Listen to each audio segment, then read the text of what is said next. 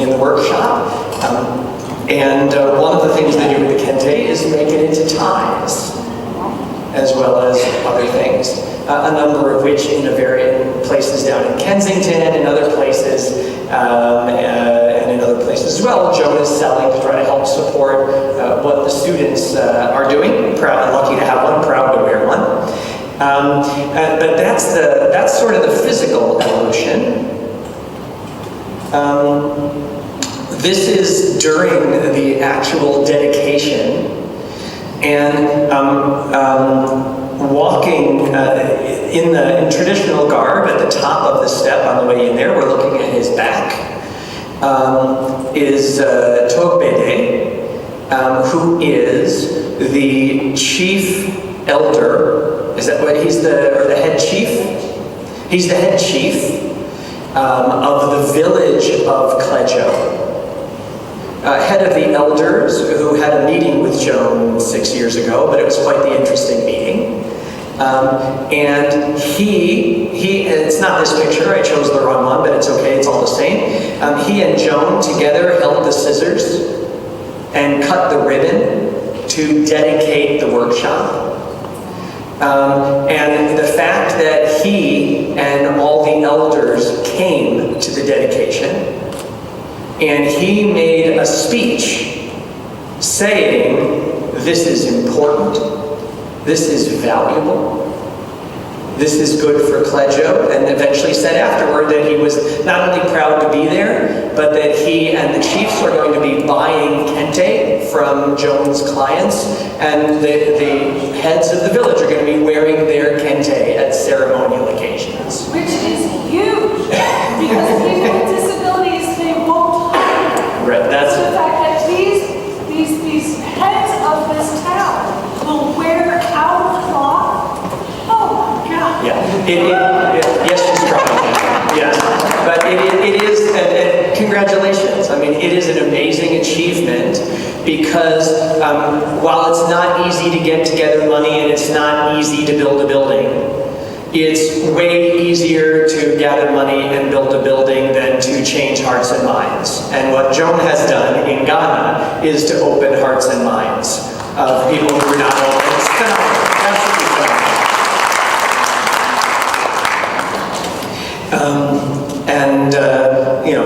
So it was really, that was the amazing. While we were there, we met this woman who has an orphanage in the town that actually is now turned into a school because it has no relationship with the town.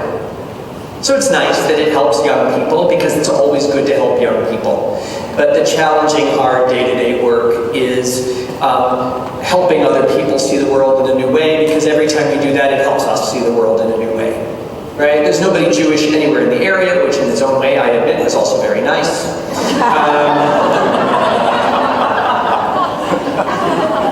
But there's no more tikkun olam than this. This is about tikkun olam. This is about repairing the world by opening up our minds and hearts to what the world can be. And so it was an amazing opportunity to have, and I'm amazed and proud of what Joan has done there, and excited that it continues to work, and that she's building the women's residence, and they're becoming a charity, and yada, yada, yada. Lots more things to hear about that, but we have a lot to talk about tonight, and we only have 11 more minutes. No, I'm kidding. We have much more time than that. But this part of the trip was really quite profound, and again, was about a reminder that if one person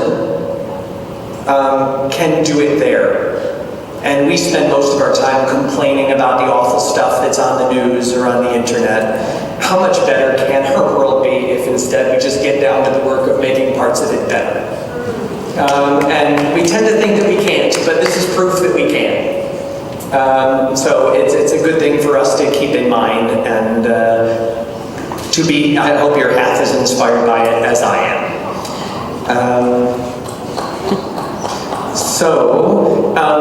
This is a wonderful picture that's too dark to see. But that's okay, because I don't have the permission of all these small children in the picture. Temple Sinai, 4.5 years ago, was instrumental in the founding of a new Reform synagogue in Beersheba. The synagogue has since come to be called Ramot Shalom.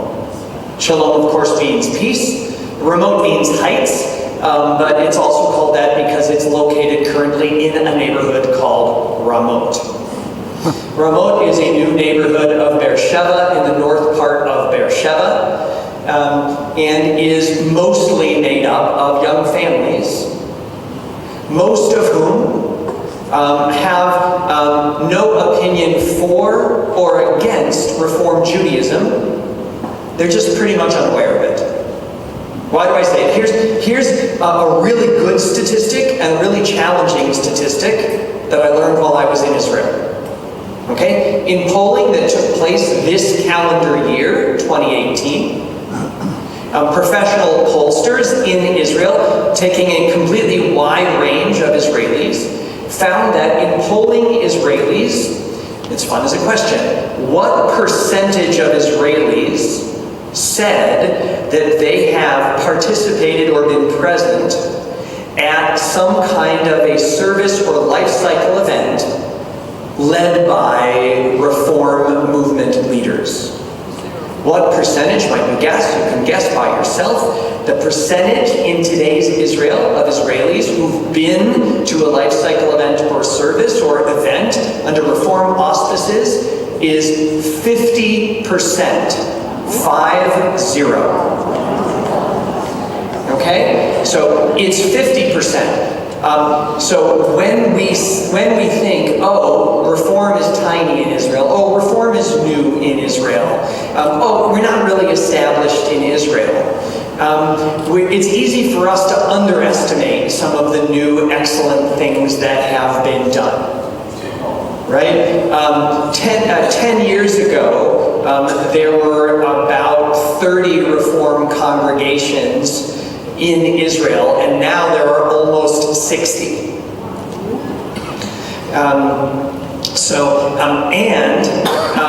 I will personally, let's see, how generous am I feeling? I'm going to give you the answer later, not now.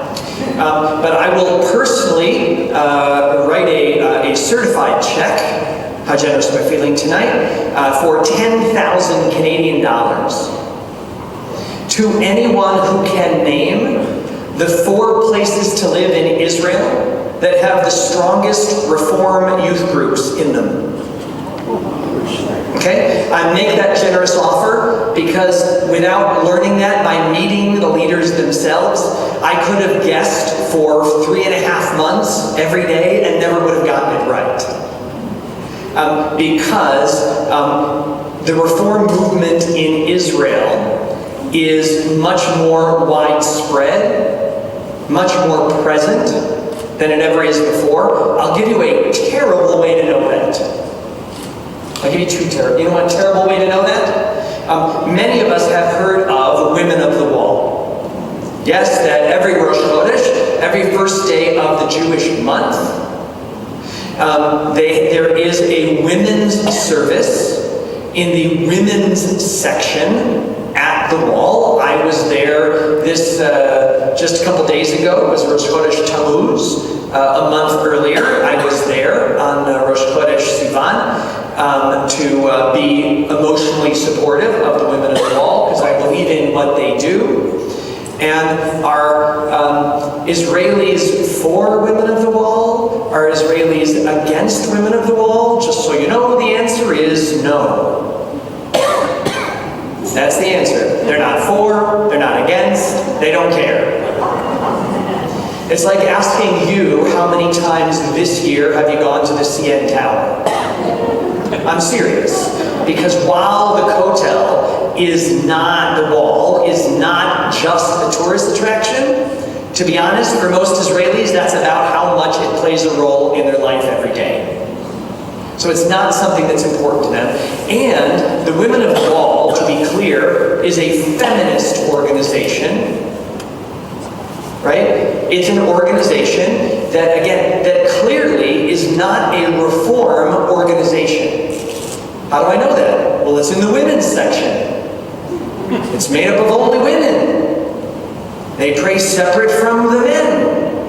In the service they pray Musaf. They say an additional service remembering the sacrifice that was offered on Rosh Chodesh. None of those things happen in Reform places. Okay? And while I was there were a number of extremist counter-protesters, and all of them were chanting slogans against the Reform movement.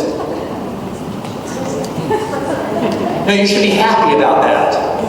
Because in a place where nothing Reform is happening, they're complaining about the Reform. Because what it means is that in Israel, the brand that's not Orthodox, that's recognizable to people for good and for bad, is Reform.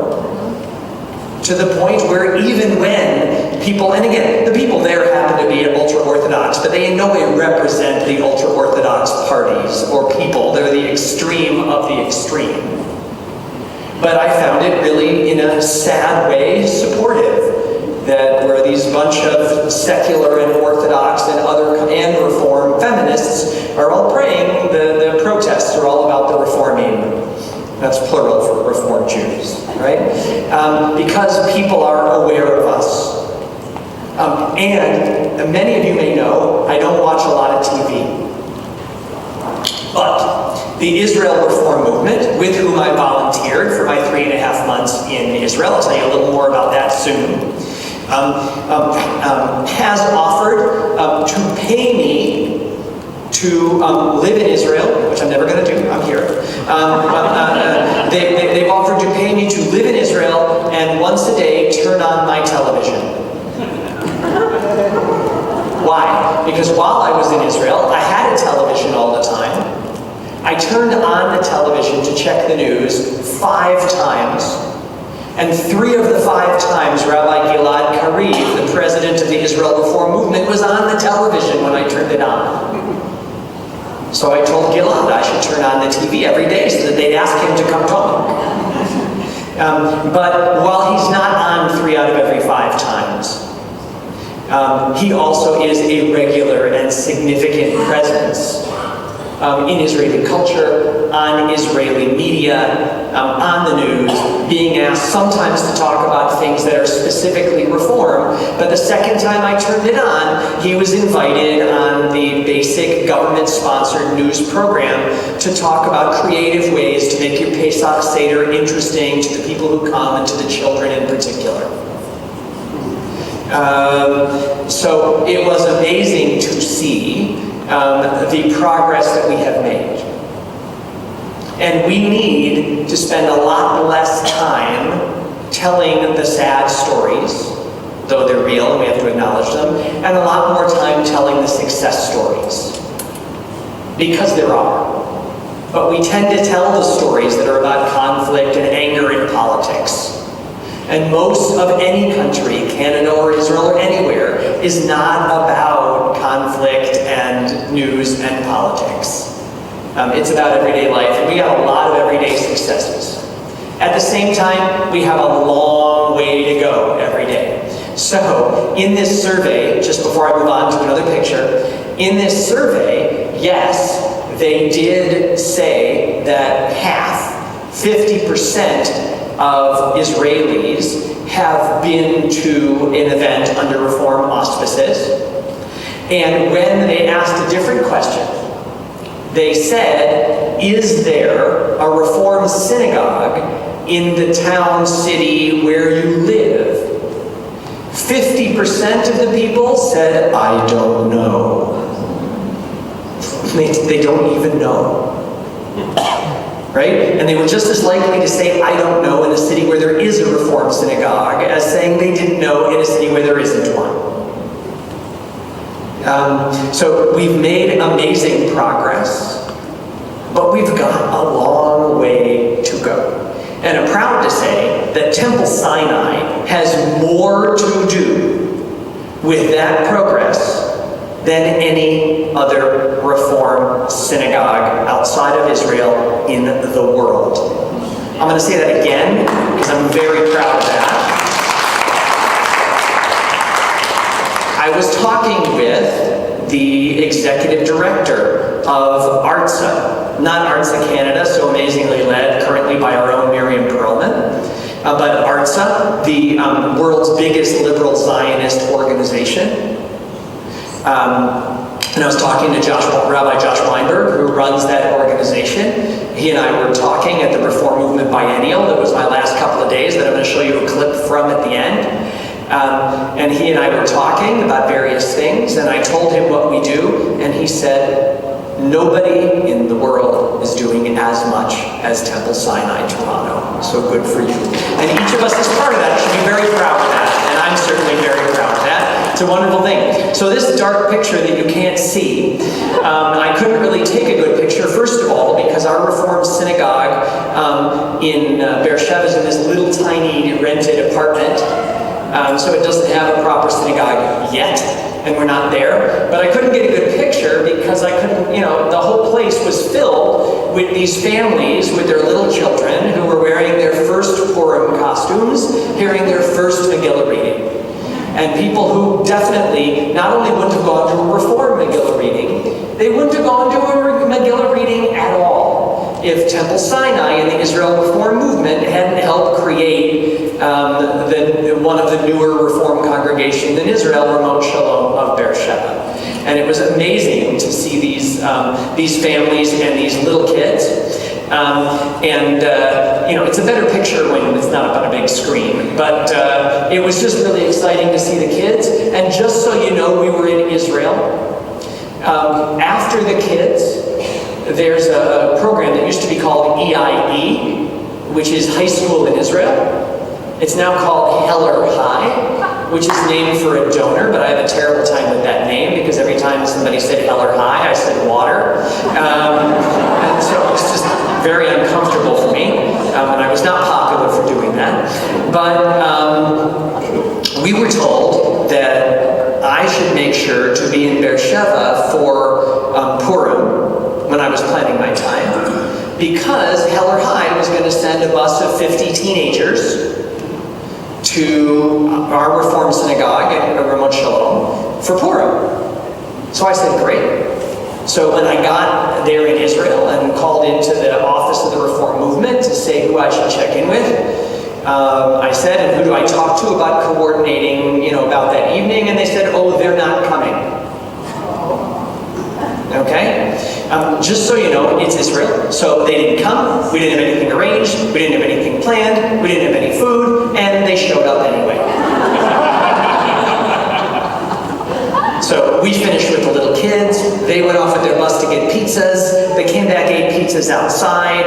I did an impromptu English language Megillah reading for these teenagers, including one of our wonderful young men on the program. There's Josh and me on Purim. Josh Tolkien, who went with our Israel trip last year and is now in high school in Israel. It was, wonderful to be standing there with one of our teenagers in a place that we help and continue to support. Rabbi Mira Chavav, who is the new rabbi of our congregation in Beersheba, who started the day after I got there, and who hopefully will be visiting Temple Sinai next November during Arts of Canada Week next fall, so that we can get to know her. She's really a wonderful rabbi and a wonderful person, and she did the Hebrew Megillah chanting while I did the English. And we really had a good time with the kids, and she and I agreed that it never would have gone as well had we planned it. But that is in fact how Israel works. So I was there for Purim, and of course after Purim, the next big holiday, a month later, is Pesach. So, and I could tell that I got there before Pesach, because if you want a trivia question, I was there before Pesach for 5 weeks, so that's 35 days. I met lots and lots of people. I met new people every day, and the total number of people I met who did not invite me to their Pesach Seder was 2. Luckily, we have family there, and so I was with family for the Seder itself, because I missed being with my family, but it was great to be with family. The beginning of Pesach really focuses on the Seder, not on the Shul services, even as wonderful as they are. And the seventh day of Pesach is significant because it's traditionally the time of the Song of the Sea. Right? So on Erev seventh day, it's a tradition now, these are clergy from 7 different Israeli Reform synagogues who have evening musical services for the 7th day of Passover overlooking the ocean. So that we can be not far from the part of the sea that they walk through on that particular day. It was, I sat next to a woman. Everybody in Israel has a story, but we're not going to be here all night, so I can only tell you a small selection of the stories. That was mostly sitting on the ground, which I find challenging. Luckily, my mother taught me to be early everywhere all the time. And so I was there early, and I got one of the few seats that was there. The woman next to me, who sat down, is in her late 60s.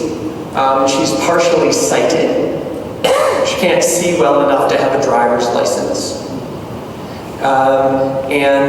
She's 68 years old. She's a grandmother from the Washington, D.C. area. And 8 months ago made Aliyah to Israel. Leaving her children to bring her grandchildren to Israel to visit her. But she just loves Israel that much. So when we think about who makes Aliyah to Israel, I met a lot of people, and we're right and we're wrong.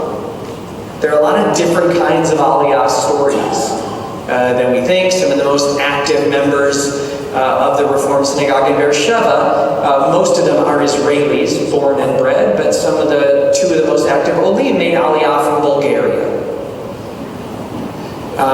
So again, it's phenomenal, the variety of possibilities and stories.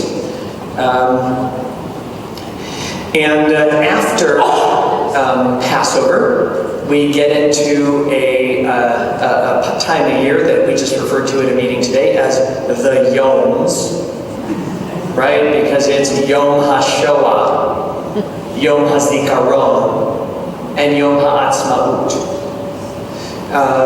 And so in order, Yom HaShoah at the end of Nisan comes first. And again, we have our new exciting partnership with Ramot Shalom of Beersheba, and our long-term exciting partnership is with Keilat Yozma in Modi'in in Israel. We've been partners with them since they had two portables that were plugged down basically in a parking lot, and they said, that's your Reform synagogue. They now have a synagogue building, although they need a bigger, better synagogue building, and a government-recognized, government-funded Reform school, K through 6. And this is the Yom HaShoah program at Yozma's school, with all of the kids there.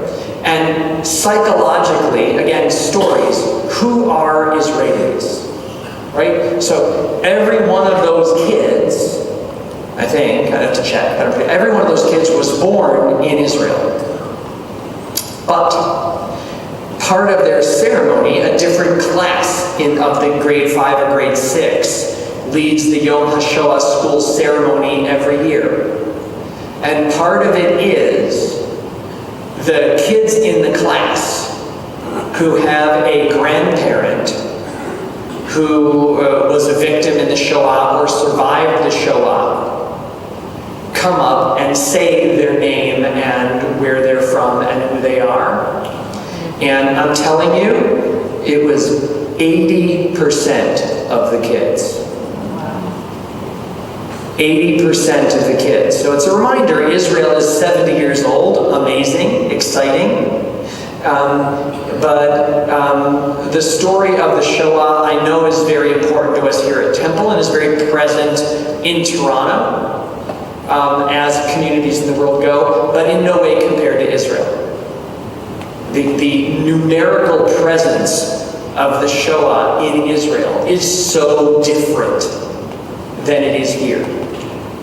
And never would have thought of it if I didn't have the privilege of being in our partner congregation and seeing these amazing, bright, committed, annoying, challenging kids normal like everybody else, but growing up reformed, and to see that most of them, the Shoah is a personal, their family story, to a totally different percentage. It's not a matter of validity, it's just something that's different than here. And it was really a fascinating thing to see. And I spent a lot of time at Yozma's school talking to the kids, talking to the teachers. Again, very Israeli. One Friday morning, Rabbi Nir Barkin, a good friend and the rabbi of Kilat Yozma, said, he and I met at his office, and he said, I'm going to do a Kabbalat Shabbat program with the grade 6s. Do you want to come? And I said, yeah. He said, well, then we better hurry because we're late. So we got in the car and went. We got there 10 minutes late, and we started an hour later. If that's you, you should consider Aliyah, because that's not how time works here, but it is how time works there. But I ended up having a 20-minute conversation with an Israeli father about why his son is in grade 6 at a Reform Movement school. So many stories, so many limits on the ability to tell them. So they do have a school, but they also have kindergartens. This is their gan. This is all the kids from the gan sitting in the Butel courtyard. Right? Austin and Annie Butel have been wonderfully supportive of so many worldwide Jewish causes, and Yozma very much. This is the Butel courtyard. The kids all have their little blue and white keppalas on there, so adorable. And let me just, I don't remember if So, we did wonderful things on Yom HaAtzmaut as well here at Temple, even though I missed them, although I was present in video for part of our adult celebrations. But the kids are all facing these people. Who are these people? These people are Israeli soldiers, Israeli police, Israeli firefighters, Israeli prison workers, all in uniform, and all direct relatives of the kids sitting there. Right? Because when you're Israeli, somebody in your family's in uniform. And it's just a reminder of something that I think we need reminders of the difference. It's I love the one woman that you can't see her here. She's just to the left. They're all wearing boots and flats. One woman was in pumps, was in heels, and she's the one who works in prisons. I still haven't figured that part out, but I didn't know what to do about that. But the level of service and the respect for service in Israeli society is a reminder of a basic Israeli, but a basic Jewish value that we shouldn't forget. I'm not talking about services, I'm talking about service. About stepping up and taking our part in the community, and to watch the kids and to see that that's totally normal. I mean, we don't need to raise our hands, but how many of us have a member of our family or their work wears some kind of military or almost military uniform? I'm sure very few. But it is basic to being Israeli, and it's not just the things we read in the news or that we hear about. It's a basic part of the society, and it was an inspirational thing to see these kids all looking at their Jewish role models. That's what they're looking at. Jewish role models who are all helping